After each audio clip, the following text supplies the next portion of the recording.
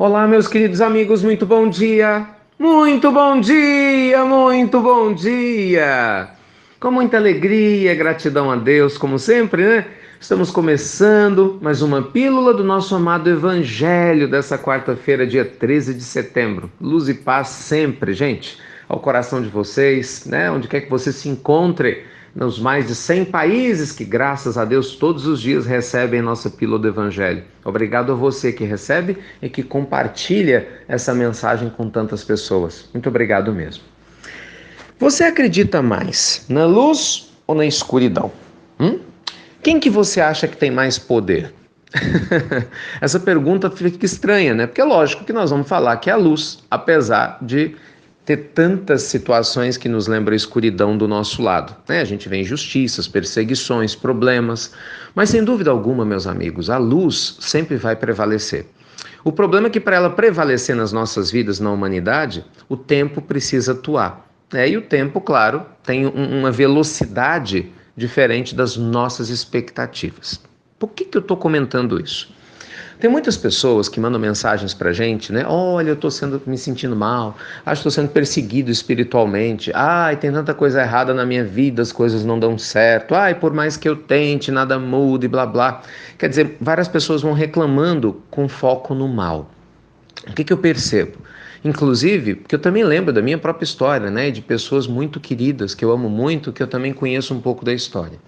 Sem se dar conta, meus amigos, a gente acaba fortalecendo demais a presença da escuridão nos nossos caminhos. A gente acaba dando muito mais poder às trevas do que as trevas têm. Vamos começar por partes? Primeiro que não existem trevas, existe ausência de luz. Né? Num quarto escuro, se você acender a luz, acabou a escuridão. Ponto. Isso é física. Não é? Não adianta, se você estiver em qualquer lugar escuro e você acender a luz, a escuridão some. Então, nosso problema definitivamente não é a escuridão, o mal, é a falta do bem. Quando nós começamos a cultivar o bem nas nossas vidas, quando nós começamos a melhorar a nossa maneira de pensar, imagina, o fofoqueiro para de falar mal da vida dos outros, não é? Uma pessoa que adora julgar, apontar o dedo em riste, para de fazer isso. Quando uma pessoa começa a mudar o seu comportamento para melhor, a sua vibração se eleva. Gente, isso é lei divina, não tem jeito. Ao se elevar, claro que quem vibra numa sintonia mais baixa, que antes te influenciava, não vai te influenciar mais. Nas palestras eu costumo brincar com algumas pessoas, né? Tem gente que fala assim, nossa, eu tô carregado hoje, tô carregado, tô precisando de um passe. O sujeito vai na igreja, estou precisando, né, confessar, ou então vai lá no pastor, estou precisando ter um contato com o Espírito Santo. O sujeito vai lá meditar, estou precisando me levar para encontrar o Buda.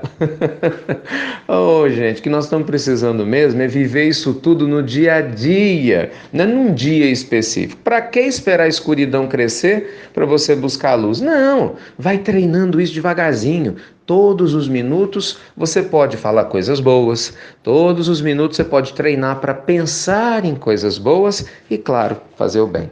Eu vou abreviar muito rapidamente uma história que eu conheci há muitos anos atrás, que eu acho que ilustra bem o que eu quero dizer.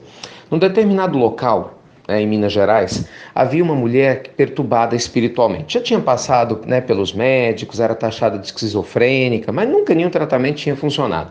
Tinha sido taxada nos meios religiosos, de uma obsidiada contumaz, tinha quase recebido tratamento de exorcismo, mas nada tinha adiantado. Aí ela chegou a um determinado local, numa casa espírita, e foi receber um atendimento.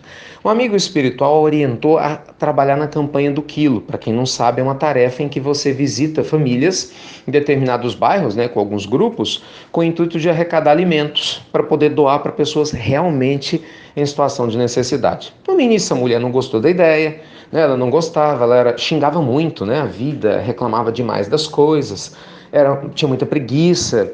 Então nada estava bom. Mas a situação dela era tão crítica, porque ela se sentia perturbada, já não aguentava mais tomar remédio, que os familiares convenceram pelo menos ela a tentar. Falaram assim, senhora não tem nada a perder. E, gente, o que parecia um milagre aconteceu. Essa mulher amou fazer a campanha do quilo. Ela começou a se identificar com aquela ideia, de conversar com as pessoas, de receber os alimentos. Ela passou a visitar os lares que recebiam as doações e foi uma bênção para a alma dela. Ela mudou completamente a vibração. Resumo da história, ela se curou. E aí, tempos depois, quando ela voltou no amigo espiritual, isso é uma cura constatada lá pelos médicos que a liberaram dos remédios. Então o amigo falou para ela o seguinte: minha filha, hoje nós podemos falar o que aconteceu. Naquela época, você tinha aproximadamente 200 entidades espirituais que a perseguiam pelo mal que você havia feito numa vida anterior. Crê você nisso ou não. Entretanto, quando você aceitou nossa sugestão, você começou a se transformar internamente. Muitos riram de você no início porque achavam que você ia desistir. Mas com o passar do tempo e a sua transformação verdadeira, né? Você foi cultivando amor, carinho. Cada vez que você orava por uma pessoa em necessidade, a sua luz foi crescendo. Então você foi se higienizando, sabe, se limpando energeticamente. E espiritualmente você cresceu. Resumo da história: os espíritos que te perseguiam, que não se transformaram junto com você, porque eles também mudaram com o teu exemplo, se afastaram, porque não aguentaram mais a luz que você passou a cultivar. Gente, olha que coisa mais linda. Essa mulher, ela só se libertou na hora que ela focou no campo do bem. Bem, por favor, né? Não vamos generalizar. Isso foi um caso especificamente dela, quando eu me refiro aqui à questão de remédios, de outras questões mais. Claro que cada caso é um caso. Só vamos deixar isso bem claro, né? Que o fato de uma pessoa necessitar de tomar medicamento ou ter determinadas perturbações não necessariamente é algo espiritual, né? Ou a pessoa vai deixar de tomar remédio. Cada caso é um caso. Mas especificamente neste caso, a motivação da perturbação orgânica era espiritual. Onde que eu quero chegar? Ela só melhorou quando ela fortaleceu a própria luz. Então, meus amigos, a pílula do nosso amado evangelho de hoje quer te convidar a fazer isso. Fortaleça a sua luz. Passe a ser luz aonde você estiver, entende? Ajude a iluminar a vida dos seus vizinhos, da sua família, das pessoas no ponto de ônibus, por onde você passar. Se tiver fofoca, que a sua língua seja aquela que emita palavras doces que acabem com a fofoca, ou pelo menos uma oração para melhorar o ambiente. Vamos cultivar em nós positividade, ao invés de medo, porque a luz atrai luz, ao invés de a gente ficar com receio de atrair escuridão. Entende? Não dê poder ao mal, dê atenção à sua luz.